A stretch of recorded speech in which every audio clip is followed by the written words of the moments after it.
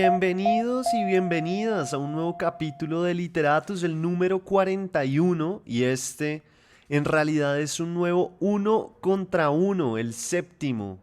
Este espacio en el que entrevisto autores y autoras cuyos cuentos y libros me dañan o me explotan la cabeza o me emocionan o simplemente porque los admiro.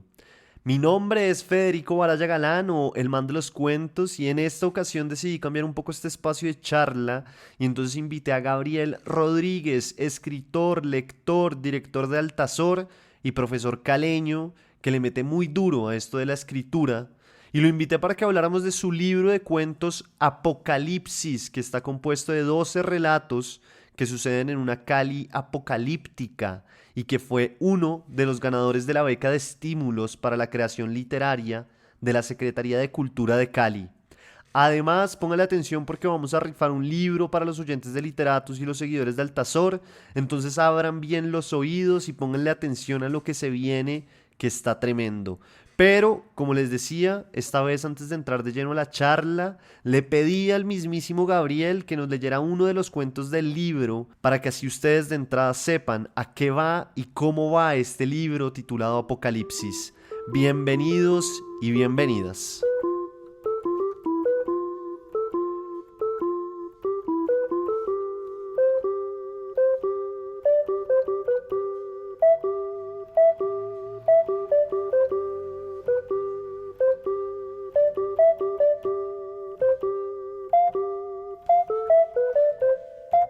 Lluvia con nieve, y no sé dónde estás, y está la lluvia. Julia Prilupsky. Azul, es lo único que tenemos. Azul, una ceguera oceánica. Las plantas, los árboles no existen. Apocalipsis es una lluvia constante, y la vida ahora es un llanto interminable. Mi madre nos decía que bajo el agua estaban los cerros. Nos hablaba del calor y de la música, intentando mitigar nuestro desamparo mientras desayunábamos sin ganas un trozo de pescado, acurrucados bajo una lona negra. Todo es reflejo, todo es memoria. Todos en mi familia han muerto. Pero es mi hermano Darío quien más me duele. Él ya no está y las canoas, como nubes descarriadas, bailan en este cielo de sal que nos envuelve. Sin él, soy más consciente de que vivimos en una ciudad sin avenidas, sin una forma clara, sin fronteras. Una ciudad de la que no se puede huir, una ciudad que solo existe en la memoria, un oleaje que es precipicio, que es náusea, un oleaje que es más desierto sin Darío. Hay palabras que ya no tienen sentido para nosotros: subsuelo, baldosa, lápida. No existe una noción definida de abajo ni de profundo, porque todo, desde que no para de llover, se volvió superficie. No hay patios ni escaleras, no podemos enterrar nada ni olvidar.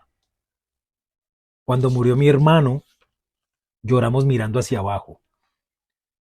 Mis tías desde muy lejos llegaron para despedirlo y lo acariciaron, lo peinaron y rezaron a ese otro cielo donde se habían perdido nuestras certezas. Las nubes ya no nos decían nada.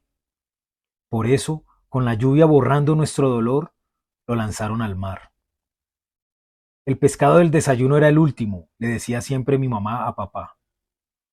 Tengo mucha sed, pensé. Recuerdo a Darío con el rostro más azul, más profundo, sus labios y sus pestañas apagadas. Recuerdo que su rostro, como un copo de nieve, se perdió en la oscuridad del agua. Aquella noche de mis 9 años me dormí inquieto, rezando para que Darío lograra abrir los ojos y no se perdiera en las calles de la ciudad sumergida. Sabemos que abajo está la ciudad, que estamos lejos, que nos aferramos a la idea de habitar, aunque solo flotamos en su recuerdo. Los muertos de la lluvia están más vivos, menos ausentes, porque parece que sus gritos siguen vivos en las gotas que nos aturden sin tregua. Sabemos que no hay un mañana, que la tierra es ahora más promesa que nunca. Mi hermano pensaba que no valía la pena seguir luchando. Me decía que lo mejor era dejar que la lluvia nos llevara. Esta mañana, muy temprano, salí a pescar y recordé sus ojos, siempre ausentes, que dibujaban en el agua la tristeza de lo roto. Imagino que desde lo profundo de Apocalipsis contempla un cielo de peces. Me parece verlo con la caña en la mano, muy quieto, recibiendo la lluvia, contándome sus tardes en la universidad. Sabía que yo, un niño apenas, no entendería su compromiso, su frustración por la situación de la ciudad, el tormento de sus lecturas, las órdenes de evacuación, los gases lacrimógenos, los gritos, pero creo que necesitaba compartir todo aquello. Se quedaba quieto recibiendo los golpes de la memoria, viviendo su juventud perdida. La ciudad sumergida empapa más que la lluvia, porque muchos insisten en vivir una realidad que ya no existe, en recorrer unas calles que solo están en la nostalgia. Darío, sus manos, su boca, sumergidas también, insiste en llamarme, en convocarme, en abrazarme. Lo siento cada noche, acurrucado a mi lado, respirando la angustia de sus sueños sin lluvia, de una época que no alcancé a conocer, el tiempo de la tierra, el tiempo seco de piedras y caminos. Siento que la universidad me pertenece, aunque yo nací con la lluvia. Soy Darío caminando por los pasillos, encapuchado. Soy mi hermano corriendo, ahogado por un frenesí de libertad. Me cuesta, sin embargo, imaginar la vida de mi hermano sin lluvia. Sus recuerdos, que vivo de prestado, están empapados.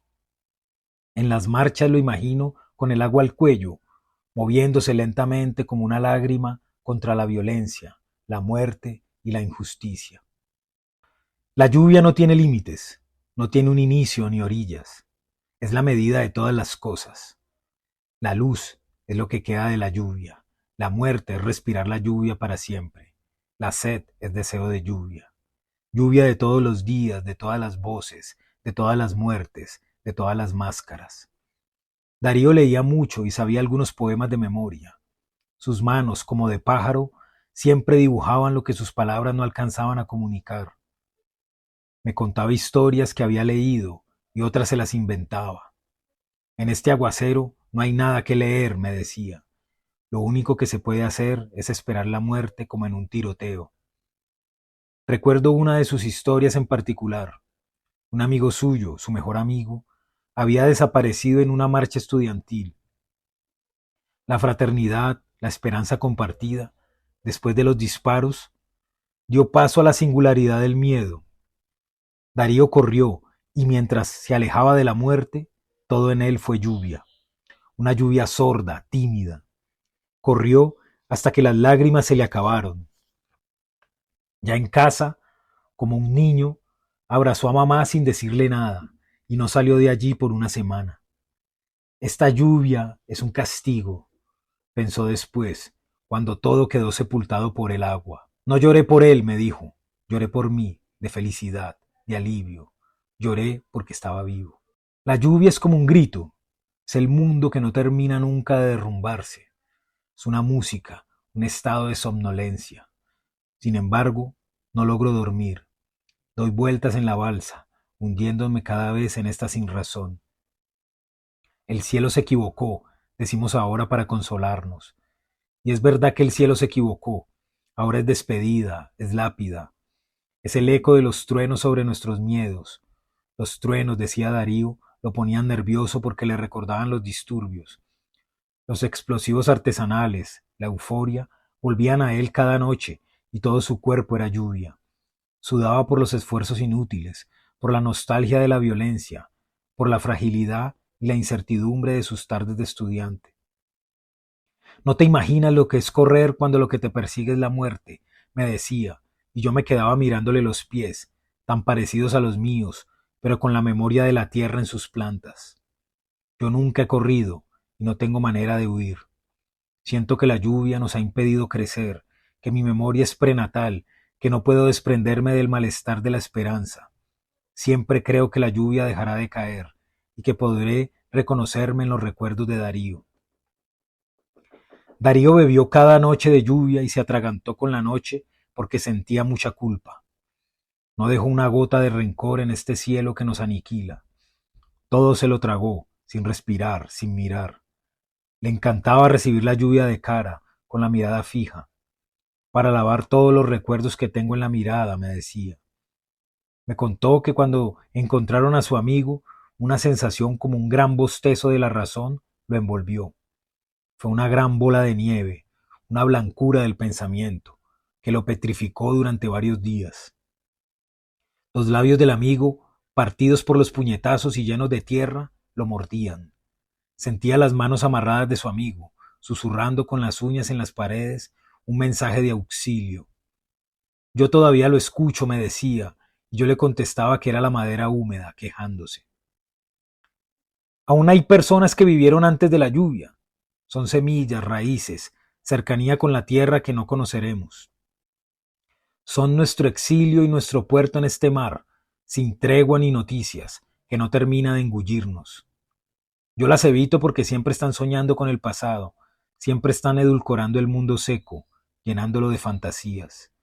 Prefiero quedarme con la voz de Darío, con su relato sin rumbo, con su cólera y su desazón. Cada uno elige la lluvia que lo acompaña, cada uno decide su manera de ahogarse. Por eso Darío se encerró en el pozo de las noticias y se llenó de obscuridad. Le daba mucha rabia la manera tan banal de narrar la desgracia, de minimizar las injusticias. La muerte de su amigo fue más muerte cuando los periódicos la redujeron a una cifra, y él pensaba que esa segunda muerte era peor. Darío gritaba, con el amigo en la mirada, con una extraña risa deformando su rostro mojado, como uno de tantos locos del agua que hay ahora. Yo nací antes de la lluvia, y al otro lado de este llanto hay otro llanto sepultado. Todavía no sé qué significan sus palabras. Supongo que su pasado, lo único que tenía, se le escapaba por los poros y lo atormentaba. Estoy solo hace un año. Mamá y papá hace meses amanecieron muertos. Mis tías ya habían fallecido y no hubo quien rezara por ellas. Solo me quedan las palabras de Darío. Él pensaba que la lluvia, al contrario de la tierra, no pregunta por nadie, no busca culpables ni llama a la puerta en mitad de la noche. La lluvia cae y olvida, para volver a caer sin más ruido y esperanza que la mirada de un desconocido. La lluvia no es rencorosa ni vengativa, no tiene cuentas pendientes, no agarra en sus gotas la juventud de tu amigo, ni hace pedazos sus ideales, sus palabras y sus pasos. La lluvia no enseña nada y por eso no busca tener razón. Solo, quizás, tiene sed y por eso se lleva nuestros muertos.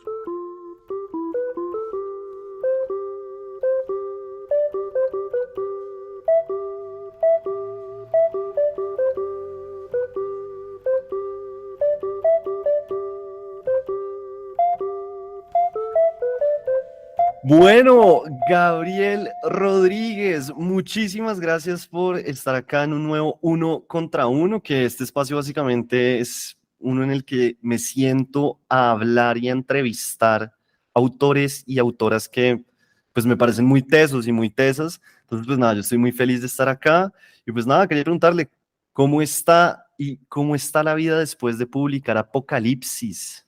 Toda la vida continúa después de Apocalipsis. Hay un mañana después de Apocalipsis y es lo que yo hago día a día, que es enseñar. Muchas preguntas, eso sí, el libro ha suscitado muchas preguntas, como curiosidad de la gente que por qué hice ese libro, que qué significa esto.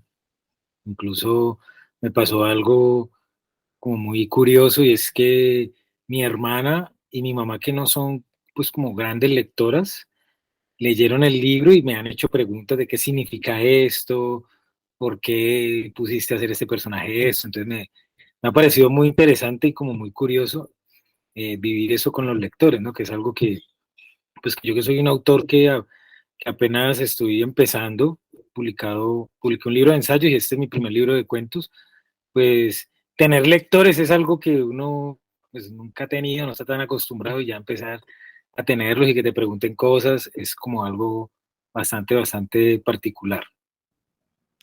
Bueno, nosotros acabamos de oír el cuento Lluvia con nieve, en el cual pues ya hablaremos más y profundizaremos sobre el cuento, pero acá en Literatus pues tengo como una pregunta que siempre le hago a los autores y a las autoras que entrevisto, yo siempre digo que es una pregunta como de entrevista de trabajo, porque es como que nada que ver, pero la pregunta es muy sencilla y suele ser muy complicada a veces también, y es, ¿quién es Gabriel Rodríguez? ¿Quién es usted? Cuéntenos. Bueno, yo me considero que soy un lector ante todo. Soy docente de literatura y de escritura creativa, pero básicamente me considero como un lector porque de hecho enseñar a escribir literatura es enseñar a leer literatura. Entonces, ante todo, pues como alguien que lee, alguien que enseña a leer y pues alguien muy apasionado por esto que es la palabra, por la literatura. Me encanta, me gano la vida con eso y me gusta mucho. Soy como, no sé, como alguien muy literario, un animal literario. Usted es el director de Altazor, ¿cierto? Sí, Altazor Escritura Creativa es también otra de mis obsesiones.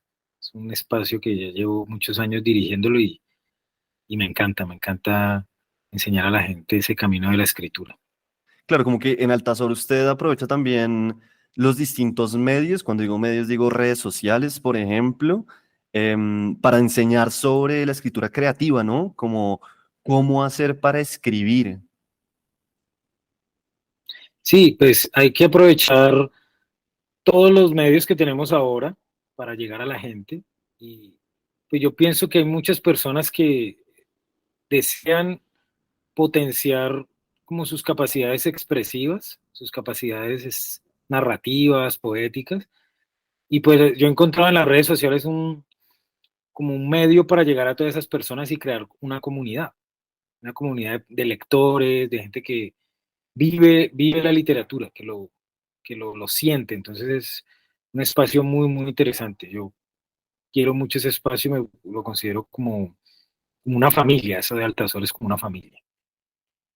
Bien, bueno, listo. Entremos a hablar un poco del libro de Apocalipsis. Sé que usted es de Cali y también pues ahí viene un poco ese juego de palabras, ¿no? De Apocalipsis. Pero quisiera preguntarle primero, ¿cómo nace este proyecto? ¿Cómo nace o cómo empieza usted a pensar Apocalipsis? ¿Usted tenía un cuento en su cabeza y de ahí empiezan a salir los otros? ¿O usted ya sabía más o menos por dónde iba el proyecto?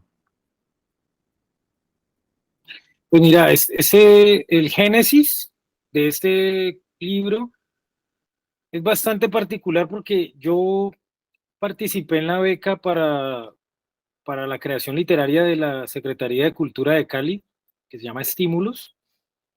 Y pues yo participé hace un par de años y quedé como entre los dos, tres finalistas, el podio ese que sacan. Y pues no gané porque me dijeron que no era muy caleño, porque ese tipo de publicaciones buscan también como hacer énfasis en la cultura pues de la región y todo eso, y yo había presentado una novela que había escrito y que se pasaba en Cali, pero no tenía mucha trascendencia, digamos, Cali ahí. Y entonces me propuse escribir algo muy caleño y tomé como punto de partida uno de los lugares comunes de la caleñidad, que es la salsa. Yo dije, voy a escribir algo que tenga que ver mucho, mucho con la música. Y mi idea con el libro era unos cuentos como salseros, que personajes de la salsa actuaran ahí, o tomar escenarios que la salsa en sus historias menciona y que hacen parte, digamos, de, del imaginario de los bailadores de salsa. Me imaginaba, por ejemplo, aquel viejo motel y contar la historia de ese motel, cosas así. Pero no me salía eso. Yo intentaba escribir esos personajes y quería escribir Pedro Navaja, todos estos personajes de la salsa, pero no me salía nada. Y en una de esas que estaba probando y probando y probando, eh, escuché una canción que se llama Me curo con rumba. Que es el Entonces primer cuento. es el primer cuento y dije, bueno, ¿qué pasaría si en Cali un gobierno autoritario prohibiese bailar, prohibiese escuchar música, prohibiese toda expresión musical?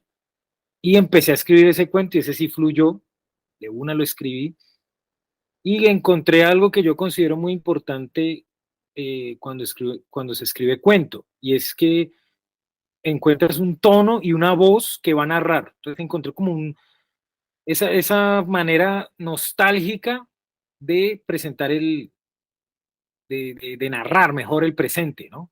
Entonces, como irnos al porvenir para, con un tono nostálgico, contar todo lo que estamos viviendo en el presente. Entonces dije, no, el libro de salsa no, vamos a seguir este mecanismo de tomar una canción de salsa para buscar inspiración, pero ya nada que ver con eso, solo el título. Y utilicé ese método que es bastante raro para escribir, digamos, algo distópico, pero me funcionó y pues gané la beca.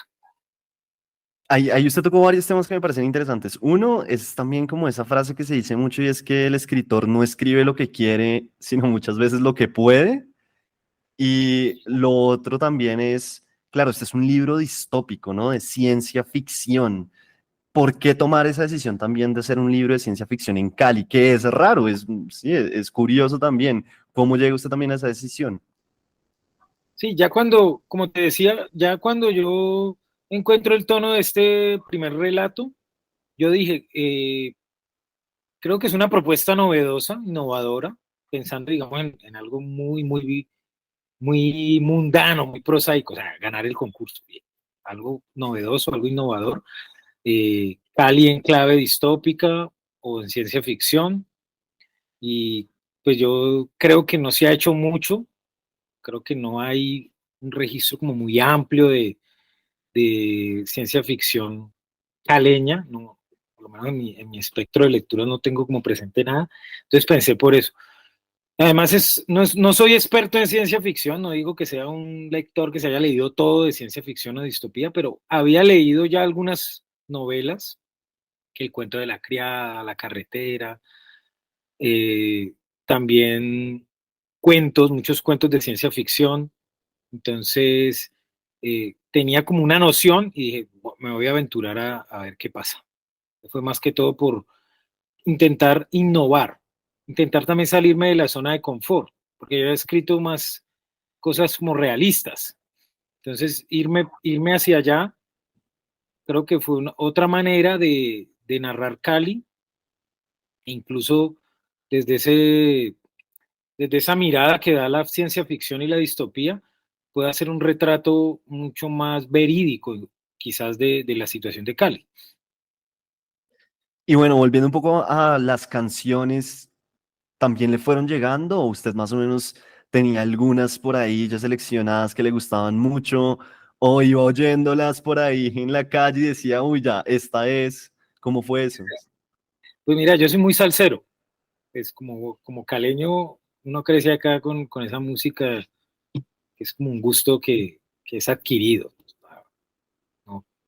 Uno se va despegando de eso cuando va como abriendo un poco el espectro. Siempre la salsa en mi casa y muy presente pues acá en Cali. Entonces yo tomé como unas canciones que son muy clásicos de salsa, ¿no? Como El periódico de ayer, Lluvia con nieve, que es un clásico de la salsa. Entonces tomé todos estos discos que la gente los ha escuchado, Sonido Bestial. Entonces pensé, voy a escucharlos a ver qué me brindan. Por ejemplo, Sonido Bestial es una canción que en su letra no dice mucho. Lo mismo Lluvia con nieve, pues Lluvia con nieve no Claro. dice sino eso. Entonces, ¿qué me podrían decir? Entonces, bueno, imaginemos un futuro en el que, por ejemplo, el de Lluvia con nieve que lo acabaron de escuchar, pues un futuro totalmente inundado, una Cali sumergida y un copo de nieve ahí, alguien que se sacrifica ahí, ¿no? Entonces, era como una exploración bastante particular porque era como a ciegas, ir a ciegas a un texto, estas canciones, asumirlas como textos que me podrían decir algo, pero más porque yo estaba condicionado a encontrar algo, porque esas canciones no decían mucho para narrar algo de ciencia ficción. Y creo que ahí estuvo, digamos, el acierto de pescar en ese río revuelto de la salsa para encontrar algo que en ciencia ficción se llama novum, que es como eso que cambia el orden de lo establecido para plantear un mundo nuevo. Y pues era difícil y como tú dices, estaba escuchando salsa todo el tiempo. Por ejemplo, recuerdo que cuando escribí uno de los cuentos que es La Sombra, eh, Estuve escuchando esa canción como 15 días todo el tiempo con esa canción, escuchándola y luego en la mente, hasta que encontré algo, ¿no? Entonces, es un proceso de parto bastante particular, como muy, muy obsesivo con las canciones, para poder sacarles ahí, para poder exprimirlas. Claro, y en uno de los cuentos usted tiene un personaje que encuentra en no bailar salsa también una forma como de ser persona, ¿no? De identificarse con el mundo, de ser distinto. Y yo quería preguntarle, cuando leía el libro, ¿usted baila salsa como buen caleño o no tanto? Y no, yo he sido rumbero, me gusta bailar, me gusta escucharla y me gusta bailarla. Y pensaba eso porque, eh, digamos, aquí en Cali hay muchas personas que no bailan, pero el imaginario es que tú tienes que bailar porque eres de Cali. Y pues, de hecho, uno aprende. Yo aprendí incluso viejo, como a la brava, porque eso es algo que hace parte de la idiosincrasia de acá y si tú no bailas socialmente, eso como que te afecta. Yo creo que eso solo afecta en Cali. Si alguien en Medellín no sabe bailar, no pasa nada, pero acá en Cali como que no sabe bailar, porque entonces como que se mide algo ahí socialmente. Entonces yo en ese cuento, en Me Curo con Rumba, quería mostrar eso. Como que, bueno, prohibieron la música, prohibieron el baile. Quizá alguien que no le guste bailar o no sepa bailar, pues se va a sentir a gusto. Pero resulta que tu identidad está configurada porque no sabes bailar. Entonces, si prohíben bailar, a ti también te afecta, porque entonces eres incluso más invisible, porque no tienes con quién compararte. Entonces, quería también mostrar ese vacío que dejaría en todos, en los rumberos y no rumberos.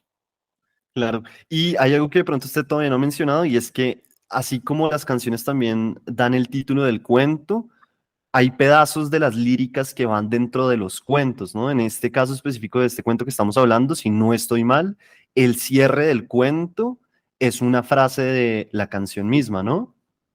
Sí, en algunas canciones, en algunos cuentos, tomé fragmentos de las canciones para dejarlas ahí como migas de pan, digamos, para como pistas o pequeños guiños a la gente que es melómana. Y también porque esas frases me parecía que podían encajar en esa historia que yo estaba planteando ahí, ¿no? Entonces, digamos que el personaje le dice a la mamá eso, que bailando se arrebata el corazón, que es una de las frases de la canción. Y pienso que si alguien no sabe que esa canción dice eso, eh, la frase no sobra, no está ahí Claro, como igual un da buen lunar. cierre. Sí, es un cierre interesante. Sí, sí, sí. Pues entremos a hablar de Lluvia con Nieve. Yo la oí antes de que nos sentáramos a hablar y no la puedo sacar de mi cabeza porque tiene esa cosa, esa canción. Pero bueno, este cuento, yo siento que en el primer párrafo usted tiene una frase o el narrador tiene una frase que dice, la vida es un llanto interminable. Y para mí en esa frase, pues ya nos contará, está el núcleo del cuento, ¿no? Si lo pensamos un poco como decía Cortázar, pues los cuentos son esféricos y nunca se deben ir muy lejos del centro, pues acá está el centro, porque lo que yo veo también un poco es que, claro, estamos viendo una Cali sumergida en lluvia o en agua, pero para mí es una metáfora muy bella también como hacia la tristeza y la depresión, ¿no? Como que esa es una lectura que yo encontré. Pero no sé, quisiera que usted me contara si de pronto estoy yéndome por otro lado, cómo es la cosa con lluvia, con nieve. Sí, mira, yo creo que esa frase que tú mencionas ahí de este llanto interminable que tiene sumido a Cali, pues la ha sumergido, porque yo planteo en el cuento que no para de llover hace muchos años, entonces la ciudad está inundada y la gente vive en balsas, es un panorama muy posapocalíptico. Entonces, yo quería mostrar ahí que estas ciudades como Cali, tan carnavalescas en apariencia, que son tan felices, que sus habitantes son tan felices, eh, pues esconden un lado B, esconden una cara que en realidad es muy triste. Son urbes muy nocturnas, urbes que cuando acaba el día, pues se vuelven muy festivas, se vuelven muy atractivas, pero de día no lo son. De día son más tristes, son hasta peligrosas. Mucha criminalidad, mucho desempleo, en fin, como todas las enfermedades sociales, están en el día y de noche se apaciguan en esa rumba, en ese frenesí que tiene Cali como una ciudad que tiene un carácter muy caribeño, es como algo muy caribeño, o incluso como algo muy latino, que es como estoy jodido, pero de noche salgo y me divierto y no me importa, ¿no? Entonces quería mostrar eso y quizás esa lluvia, ese llanto interminable es eso, ¿no? Como un despertar de la ciudad ya a asumir su destino, ¿no? Ya no puede esconderlo de otra manera. Y también se ve mucho el tema de la nostalgia, ¿no? Como el dolor del recuerdo. Uno ve también que el narrador nos está contando la historia del hermano de Darío y Darío carga también como mucho dolor por lo que le pasó atrás, más que por lo que le está pasando ahora, que es la lluvia interminable. Como que esos recuerdos también un poco lo tienen encadenado y no lo dejan salir adelante o a flote en esta lluvia, pues sí, que nos acaba. Sí, lo que te decía, mira, la distopía, que decía al principio, la distopía es una manera de tú criticar, se puede decir así, o de retratar el presente planteando un futuro oscuro, un futuro en el que por cuestiones gubernamentales o sobre todo del orden del mundo, se vive algo sombrío, se vive algo que no está bien. Entonces, en ese ejercicio de plantear ese futuro oscuro, surge ese tono nostálgico. Yo pienso que es como algo que es inevitable al escribir este tipo de literatura, porque vas a mirar el presente desde un porvenir. Es decir, son estos recuerdos de lo que estás viviendo ahora. Es una cosa extraña. Los personajes recuerdan el presente en ese futuro que, que no les ofrece ninguna opción. Entonces están inundados, están quietos. De hecho, este cuento es un cuento que sucede en la memoria del personaje porque ellos están ahí quietos. Ellos no pueden hacer gran cosa, ¿no? Salvo morir, digámoslo así. Es lo que les queda. Están esperando eso. Y el hombre, el personaje vive de prestado esos recuerdos del hermano. Eso es como lo último que le queda, lo que el hermano le contó de lo que vivió. Entonces, ese tono nostálgico pienso que es una consecuencia de imaginar el futuro y pensar este presente. Pensar, digamos, lo que el personaje vivió en la universidad, esa culpa de lo que se puede vivir en una manifestación, eh, en las que la gente dice, me salvo yo, ¿no? Si hay algo, en el momento no hay hermanos, no hay nada, no hay amigos, y también Ese es esa, un esa punto, ese es un punto muy, sí, neurálgico también del cuento, ¿no? Que es cuando matan al amigo, también un poco el hermano diciéndole que se sintió feliz de estar vivo. Entonces también como sentirse mal por haberse salvado en ese momento, que es lo que usted está diciendo, como pues en ese momento y nada, hay que sobrevivir. Y es un poco también lo que están haciendo los personajes como sobreviviendo en este momento específico de Apocalipsis. claro, y entonces tú, digamos, en un ejercicio literario de imaginar un futuro, pues sí, puede ser muy pintoresco y puede llamar la atención, pero yo pienso que el punto neurálgico de todo cuento es la condición humana, bueno, de toda la literatura, ¿no? Y si tú planteas ese mundo, pero los habitantes de ese mundo no están viviendo situaciones límites o no han vivido algo que los ponga en crisis, pues el cuento se cae. El cuento va a quedar como algo pintoresco, sí, una anécdota, pero no se va a sostener. Entonces, el drama que viven estos personajes, por ejemplo, Darío, vive pues de prestado porque no está, es un recuerdo en la mente del narrador, eh, es la culpa de esa camaradería que en un momento límite, pues se difumina, se desvanece porque el, el instinto de supervivencia es mucho más fuerte que cualquier ideología y tú vas a correr a salvarte y no vas a acompañar al otro o morir con él, pues en esto que se vive en esas situaciones de lucha, ¿no? De lucha estudiantil y de ideologías. Y también cuestionar un poco eso también, que son luchas que parece que nunca acaban y lo único que van dejando es esta muerte y este dolor y pues todo esto traumático para los que lo viven, ¿no? los deja marcados, pero la situación continúa. Es como esa misma lluvia, ¿no? Sí. Gabriel, ¿y usted es de esos escritores que se sienta y de una sentada escribe el cuento y después lo trabaja y lo trabaja y lo trabaja? ¿O son varias sentadas que va escribiendo el cuento? ¿Cómo es ese proceso y cómo fue ese proceso en este cuento en específico? Bueno, yo soy de los que voy como por retazos, o sea, se me van ocurriendo cosas y yo las voy anotando. Me gusta mucho anotar. Yo anoto palabras, imágenes y pues en especial en este proyecto del libro, que eso creo que también es importante para un escritor. Digamos, yo he escrito cuentos que se me han ocurrido así sueltos. Se me ocurrió, este personaje, esta historia y escribo el cuento y ya. Pero cuando tienes un proyecto de un libro, que debe haber una unidad, que por lo menos deben eh, dialogar entre ellos de alguna forma, sea por el tema o como yo hice aquí, un espacio que comparten, es distinto. Se vive distinto al cuento que lo puedes escribir de una sola sentada. Entonces yo, como estaba pensando en las canciones, ya tenía, digamos así, el índice de las canciones, se me iban ocurriendo ideas, frases, y era por retazos. Entonces, cuando ya tenía como por acumulación muchas cosas, dije, vamos a empezar. Y digamos, en este cuento dije, vamos a, vamos a buscar qué se ha dicho de la lluvia poéticamente, metafóricamente, y por eso el cuento tiene ahí un epígrafe de una poeta argentina.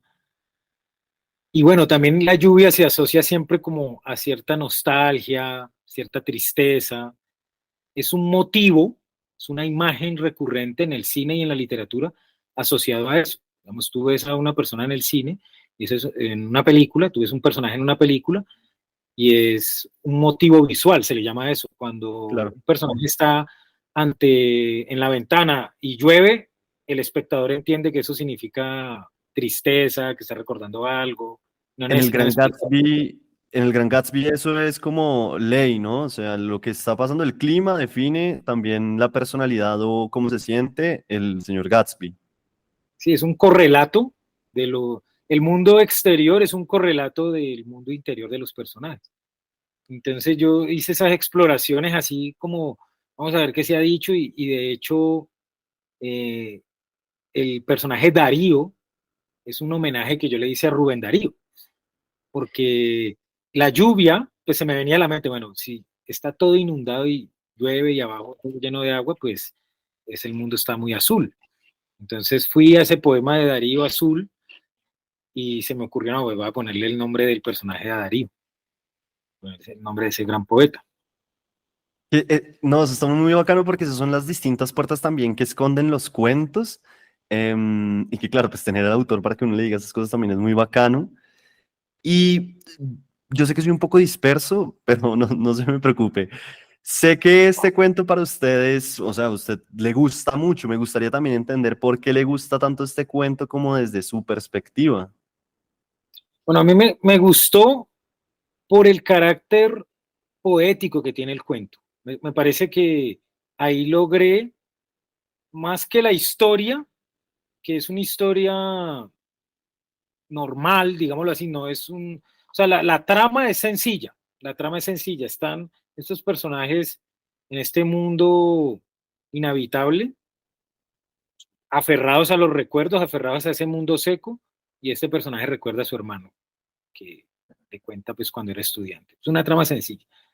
Pero la forma en la que lo narré, esa voz que logré ahí y las imágenes que logré ahí, pues me dejaron como contento, como que dije ahí, y es como el ecuador del libro, más o menos, dije, no, yo ahí sentí que tenía algo de valor. Yo dije, más que unos cuentos de Cali, más que unos cuentos inspirados en canciones, aquí ya encontré o logré algo de un valor interesante, literariamente hablando, estéticamente, por lo que alcancé en este cuento.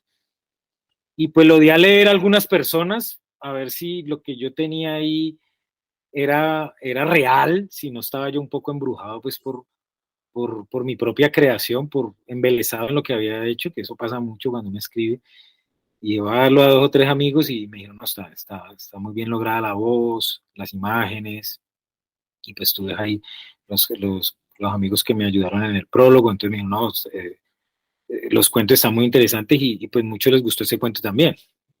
Entonces, por eso el cariño es como que ahí también sentí, es como la mitad del libro, que, que era posible el libro, o sea, ya lo vi ya hecho el libro, dije, vamos para allá. Ok, sí, listo, bien. Eso pasa, ¿no? Eso pasa a veces como que hay cuentos que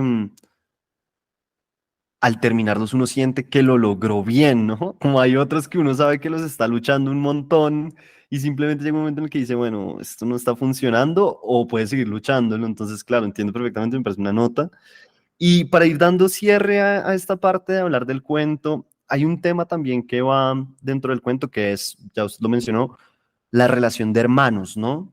Y se toca un poco con ese texto que da también apertura al libro, en el que a forma casi que de carta el hermano le está diciendo que le va a contar estos cuentos de Apocalipsis, ya que él no está. Ujú. Había una búsqueda detrás suya ahí con ese tema grande de la hermandad, como de esa relación de hermanos que quería explorar a través del cuento. ¿Fue algo que se fue dando o cómo fue ese proceso? Mira, yo creo que eso surge, ese tema surge porque yo me involucro mucho en lo que escribo. Para mí la escritura es así. Sé que hay otras personas que no hacen eso, pero yo me involucro mucho. Entonces, yo tengo un hermano. Mi hermano vive en otro país y casi no hablamos. Hace, hace muchísimo que no hablo con él. Casualmente él también se llama Rubén Darío, porque pues, mi papá nos puso Casualmente. nombres. Sí, mi papá nos puso esos nombres así de como literarios, ¿no? Como Rubén Darío, Gabriel. Entonces, ese cuento que es como la introducción de Apocalipsis, el que se llama Apocalipsis, que funciona como apertura a ese mundo, ese sí lo escribí pensando en él, ¿no? Pensando en ese hermano que hace mucho que no viene a Colombia, muchísimo, o sea, no le gusta Colombia casi, ya porque se acostumbró a otro país que fue donde él creció, ¿no? También es como lógico. No es un colombiano que emigró, sino que él se fue niño allá y ya se quedó allá, no quiso regresar, y ya se acostumbró.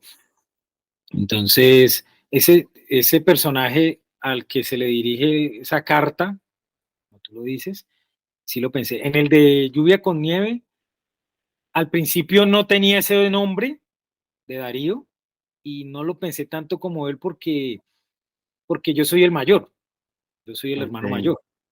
Pero luego le puse Darío por Darío, pero que como dices, esas casualidades pues, de la primera persona o de usar las experiencias y las emociones propias para configurar las narraciones, como esas coincidencias, no coincidencias, ¿no? Se me está acabando el tiempo, entonces quiero que avancemos a otras cosas que me llamaron también mucho la atención. El libro tiene muchas puertas, ¿no? Como muchos guiños a otros mundos. Estamos hablando que es un libro distópico. Entonces hay un cuento, por ejemplo, que no hay forma alguna de no relacionarlo de entrada con la carretera, por ejemplo. Sí, Al escribir ese cuento, o por ejemplo, a mí me parece, ya usted me dirá, el último también para mí se toca la mano con El hombre ilustrado de Bradbury. Al escribir estos cuentos, ¿usted tenía eso en la cabeza, los releyó, vio cosas, o son cosas que también el escritor tiene en el inconsciente y simplemente cuando está escribiendo empiezan a salir y empiezan a darle forma? pues el de La Sombra, sí, claramente tenía en mente el libro de La Carretera, que es un libro que a mí me impactó mucho, esa historia de ese padre y ese hijo en ese mundo con caníbales, con bandas, bueno, un mundo bastante, bastante feo y sin esperanza. Y tampoco el libro acaba, la novela acaba y no acaba bien. O sea, acaba ahí y uno dice, ese pelado, quién sabe qué le va a pasar. Yo estaba pensando en ese libro, pero yo lo quise llevar a otro lado como más íntimo, porque el cuento pues es más corto, ¿no? No te da para explorar como más la relación de padre e hijo. Y el que tú dices del hombre ilustrado, no, no, no, o sea, ahora que me lo dices, estoy pensando en ello, pero no, es que el último, si no estoy mal, es el de un pánico organizado, ¿no? creo.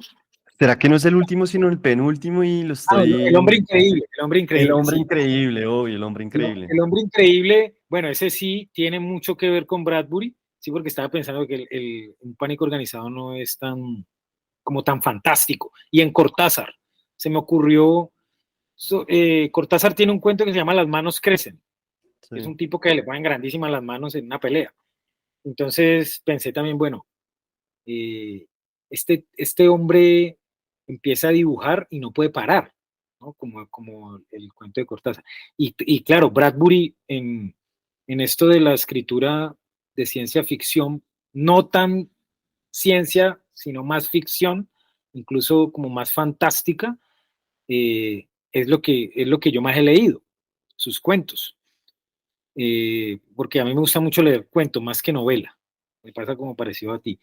Entonces, él se centra en lo humano sin explicaciones científicas y bueno, los que son muy fanáticos de la ciencia ficción pues no les gusta eso, no quieren que haya explicaciones de cosas científicas, tecnológicas. Entonces, claro, este personaje, si tú ves el cuento no es tan, o sea, es fantástico, es casi un cuento fantástico. Este hombre empieza a dibujar y empieza a hacer como que despierta un poco a la ciudad, como que le dice, el mundo puede ser diferente con el color. Y las personas empiezan a recordar colores y emociones, porque en este cuento un gobierno autoritario ha mandado a que todo sea de color gris. Y ahí pues estoy haciendo unas referencias a sucesos que pasaron acá en Cali en, en el tiempo este de la revuelta social, ¿no? Que muchos artistas urbanos hacían grafitis y la facción contraria, porque la ciudad se partió en dos, pues lo borraba con una pintura gris. Eso fue como un rifirrafe ahí pictórico todo extraño. Gabriel, hablemos un poco de técnica, que yo también aprovecho esos espacios para ver técnica y aprender también de los autores y de las autoras. En Sombra, por ejemplo, en La Sombra yo vi, por ejemplo, que había un tema y era muy importante explorar los otros sentidos de los personajes, ¿no? Como no se podía ver, había que utilizar los otros sentidos. ¿Usted cómo hace esos acercamientos? ¿Cómo logra que los sentidos hablen? Porque es que no es tan fácil, ¿no? Como que decir simplemente que huela tal cosa no significa que vaya a funcionar y que la persona se lo vaya a imaginar. Entonces, ¿cómo es su acercamiento a esta clase de imágenes para que funcionen de verdad? Mira que, pues yo parto de algo que lo aprendí de un escritor argentino que se llama Enrique Anderson Imbert. Él tiene un libro, es un cuentista, un gran cuentista, y de esos cuentistas que también son teóricos, ¿no? Entonces él, en un libro que tiene de teoría del cuento, dice que exploramos el punto de vista usando una metáfora pictórica, que es el punto de vista, decir punto de vista. Porque en un cuento él dice no hay punto de vista solamente, sino que hay un punto auditivo cuando los personajes hablan, cuando los personajes palpan algo, entonces hay un punto de vista, un punto táctil. Bueno, entonces él dice que es mejor llamarlo como percepción, ¿no? Pero pues la palabra punto de vista ya está instaurada y la gente siempre se refiere al punto de vista. Desde el punto de vista sí, aunque no se esté mirando nada. Entonces yo me puse como esa cadena en ese cuento, digo, bueno, si yo voy a plantear una Cali que está en sombras, no se ve nada porque hay ceniza, ha caído algo, no se ve nada, no puedo decir que vieron algo, se va a perder toda la verosimilitud. Entonces el olor, van hablando y esa certeza de que es mi padre porque está al lado mío y huele de una manera, ¿no? Yo creo que el olor siempre es eso, el olor es intimidad. Tú nunca, tú nunca vas a dejar que personas ajenas a ti, a tu círculo más íntimo, te huelan, ¿no? Los que te huelen es porque se pueden acercar a ti. Entonces, tu pareja, tus familiares que te abrazan, pueden decir, Federico huele a esto, Gabriel tiene un olor así, así, ¿no? Nosotros no queremos que los demás tampoco puedan acceder a nuestros olores. Entonces, es una cuestión también como interior, ¿no? De explorar en uno mismo, de ver, bueno, cómo sería estar en una relación en la que solamente puedo adivinar o leer a la persona con la que estoy compartiendo a través del olfato y de la voz. Entonces el personaje dice, su olor me dijo tal cosa, o noté en su voz esto, hasta que hay un momento en que se pueden ver por una casualidad que hay ahí, ¿no? Y por eso descubren que tienen sombra, ¿no? Que encuentran el encendedor, lo prenden y se ven, y es una cosa que es un shock, ¿no? Después de estar ciegos, de vivir en una ceguera, Sí. verse por un instante, aunque sea, ¿no? Entonces es una exploración que es muy interesante también, de ese, ¿cómo sería así? Y me parece fascinante por eso la distopía, que, como te decía, no soy experto, no, es como mis primeros acercamientos y me ha parecido fascinante el, el ponerte todas estas cadenas, porque yo pienso que la escritura es eso, es ponerte obstáculos.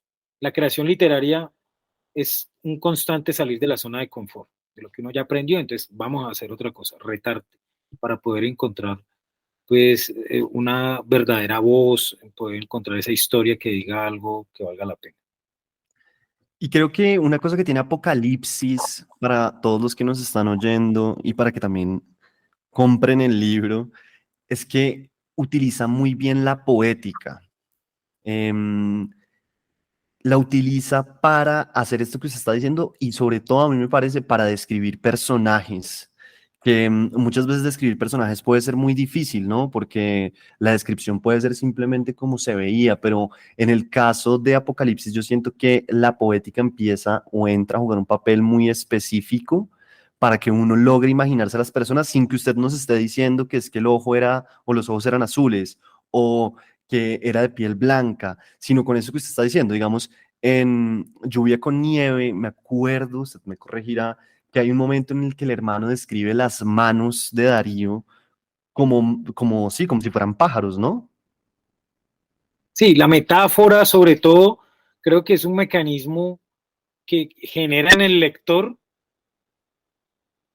como una revelación, pequeñas revelaciones que hacen que el relato avance, sino que es algo, hay que tener cuidado con eso. Yo le digo a la gente en los talleres de escritura, la poesía es muy rica, pero tiene algo y es que tú te puedes embelezar con la poesía, con el poder que tienes, como si te dieran un arma muy poderosa y tú ya puedo hacer todo esto. Entonces voy a llenar el cuento de metáforas y de un montón de cosas y al final no cuentas.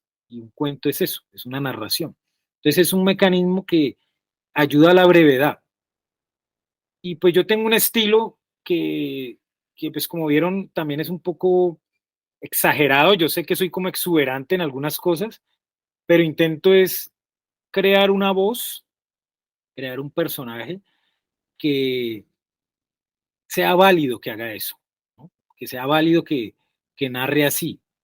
Entonces, cuando tú estás en estados de crisis o que estás muy emocionado, puede salir eso, ¿no? Bueno, en estas ensoñaciones de la memoria es válida la metáfora.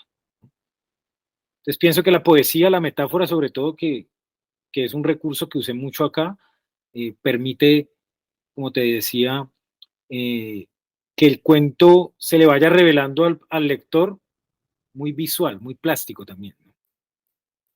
Gabriel, a María José Navia cuando hablé con ella le preguntaba cómo recibiría el fin del mundo porque tenía un cuento que iba más o menos por ahí. Y a usted me gustaría preguntarle si usted cree que sobreviviría en Apocalipsis, cómo se ve para estar ahí. Bueno, yo creo que como dice el personaje que abre los relatos, que escribe la carta de Apocalipsis, pues pienso que uno se podría acostumbrar a todo, ¿no? Uno se podría acostumbrar a un mundo eh, si hay unas condiciones mínimas, ¿no? Dice el personaje. Si hay cervecita, si hay ciertas cosas, te puedes acostumbrar. Y, y yo creo que una prueba de ello es que nosotros vivimos un escenario eminentemente distópico en la pandemia. Y parecía que no, el mundo no podría ser si no nos vemos la cara, si no nos tocamos. Y pues mucha gente incluso luego ya no quería salir de esa dinámica de la pandemia. Hubo incluso, digamos, fanáticos de este confinamiento, que no querían salir del confinamiento. Entonces yo pienso que si hay un fin del mundo, a no ser que sea pues así muy repentino, uno podría observarlo desde un balcón, desde una ventana, con una cervecita y acostumbrarse, ¿no? Bueno, bien, listo. Tengo una pregunta que también es clásica de literatos, la hago siempre y de estos uno contra uno. También está abierta que si no la quieres responder está perfecto, pero es que yo siempre hago esta pregunta y es, si se acuerda, claro, ¿qué hizo con la primera plata que recibió por escribir? O sea, en este caso, ¿qué hizo con la plata de Apocalipsis? Y le dieron plata, fue y se compró algo, ¿qué hizo? No, mira, es curioso eso, porque, digamos, la primera plata que yo me gané, así, digamos así, en propiedad como escritor, fue un concurso, ¿no? Me gané un concurso de cuento y me consignaron 7 millones de pesos. Entonces, yo recibí eso y yo lo guardé. Claro, cogí y lo guardé y todavía tengo parte de esa plata. O sea, no me emocioné.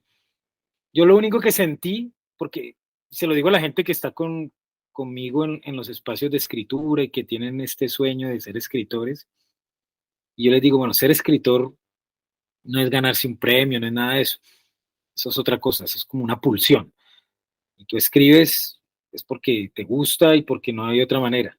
Pero cuando llegan estos reconocimientos, yo lo sentí así, es momentáneo, fue como la alegría de, mira, te llamamos porque ganaste este concurso y como, qué bien, y a los 5 minutos ya se me pasó. Y ya estaba pensando, bueno, ¿y qué voy a escribir ahora?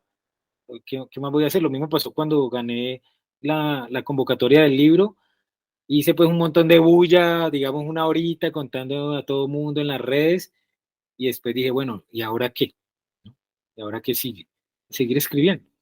Entonces es incluso hasta un compromiso, como, bueno, esto me obliga a tener que escribir más, porque si gané, pues como que la gente va a pedir, bueno, ¿y qué sigue? ¿Qué más vas a hacer? Y me lo preguntan a toda hora mis alumnos. Hoy un alumno me preguntó, profe, ¿cómo te está yendo con el libro? Yo me pregunté eso, ¿cómo va el libro? ¿Cómo van las ventas del libro? Me dijo así, yo no, pues bien, que exista el libro ya está bien, no sé si se vende o no, pero que exista ya está muy bien. Bien, listo, Gabriel. Si la gente quiere conseguir Apocalipsis, ¿qué tiene que hacer? ¿Dónde lo consiguen? ¿Qué hacen? Así que me escriban a mi perfil de Instagram, @talleraltazor, y ahí yo les comento cómo es el proceso para adquirir un ejemplar del libro. Y que de una vez también lo sigan. Súper recomendado porque todo el tiempo hay contenido sobre escritura, sobre lecturas. Sí, como que es un espacio muy provechoso para todas las personas, entonces también para que lo sigan en Altazor. Vamos nosotros también a regalar un libro de Apocalipsis. Vamos a hacer sí, un juego básicamente, que es que vamos a tirarles una pregunta y la mejor respuesta se va a llevar el libro. Eso lo vamos a estar haciendo por redes, entonces pues para que estén atentos tanto por Altazor como por las redes de Literatos, que en realidad es mi Instagram y mi Twitter.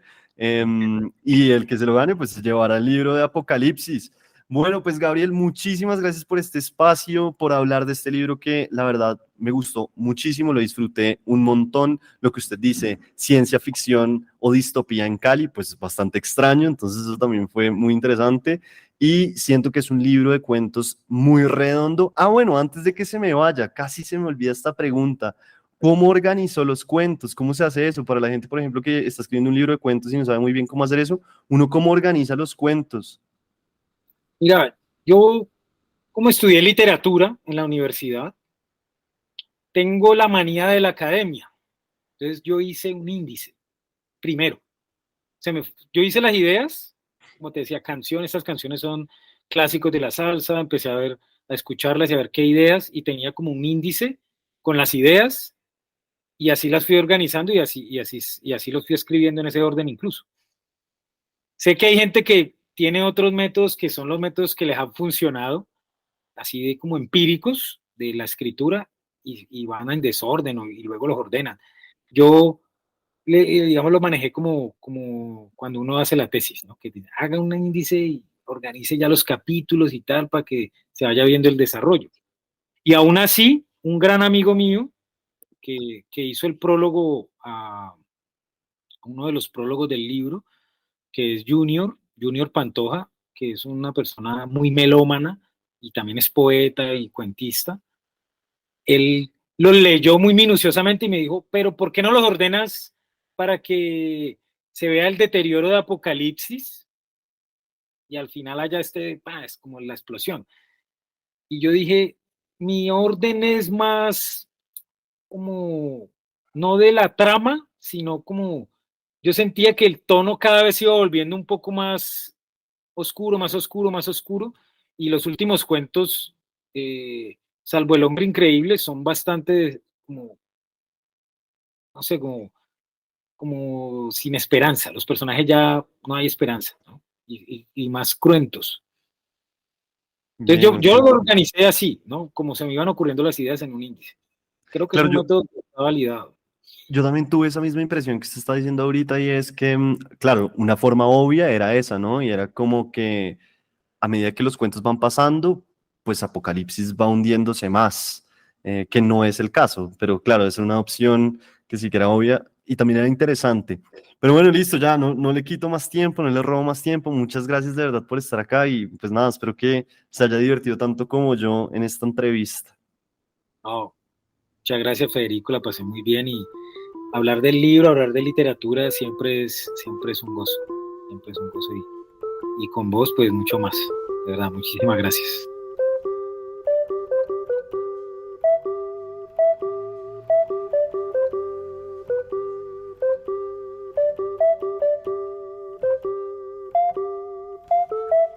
En este uno contra uno hablé con el escritor colombiano Gabriel Rodríguez sobre su libro Apocalipsis, ganador de la beca de estímulos para la creación literaria de la Secretaría de Cultura de Cali en este 2023. Y ya saben, para ganarse el libro, uno de los libros de Apocalipsis que estaré rifando o entregando, nada más tienen que ir a mi Instagram o estar atentos a mi Instagram, que es Federico Baraya, porque ahí estaré poniendo las instrucciones para cómo participar por este libro de cuentos escrito por Gabriel Rodríguez y que está buenísimo.